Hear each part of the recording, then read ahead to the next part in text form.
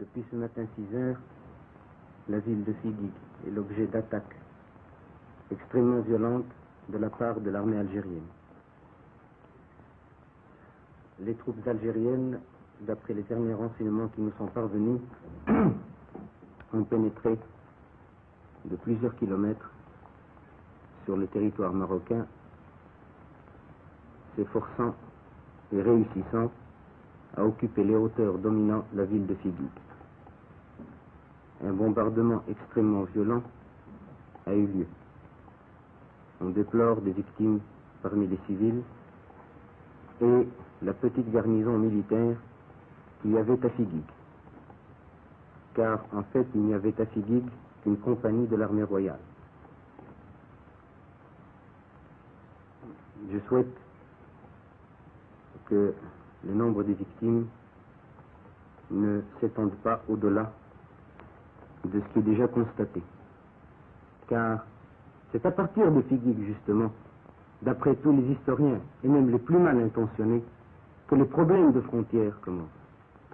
Tandis que, entre Figuig et Oujda, il ne saurait y avoir de problème. On a fait donc tuer des hommes, des femmes, des enfants, des civils et des militaires. Pour quel résultat? Pour que on se retire. Mais l'armée qui a attaqué se retirera.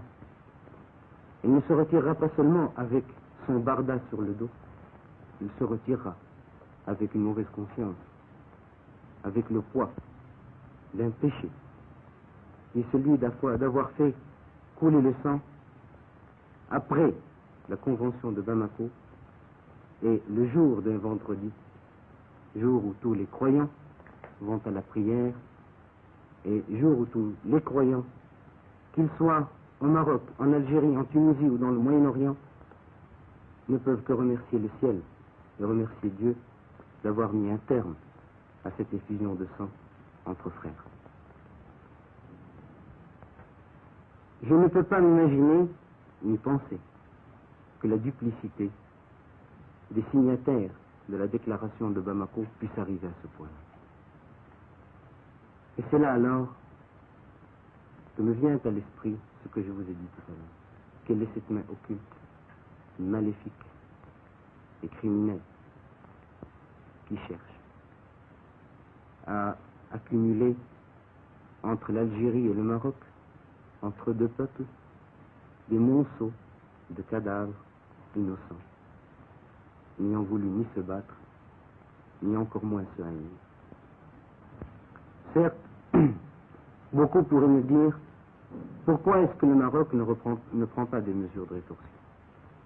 Pourquoi ne voulez-vous pas, en face d'Oujda, essayer de... Et je leur dirais, pourquoi faire couler des vies humaines, du sang humain? Pourquoi détruire des vies humaines quand je sais que la conquête militaire que je ferai ne sera bâtie que sur l'injustice et qu'en tout état de cause, ni politiquement ni militairement, elle ne sera subie dessus. Le Maroc, pour sa part, n'entend répondre à cette attaque traîtresse, à cette attaque qui ne ressemble pas et qui n'a jamais ressemblé au génie de l'Afrique du Nord, car les Africains du Nord ont toujours été des hommes et des lions, ils n'ont jamais été des chacals. Le Maroc ne répondra pas à une traîtrise par une félonie.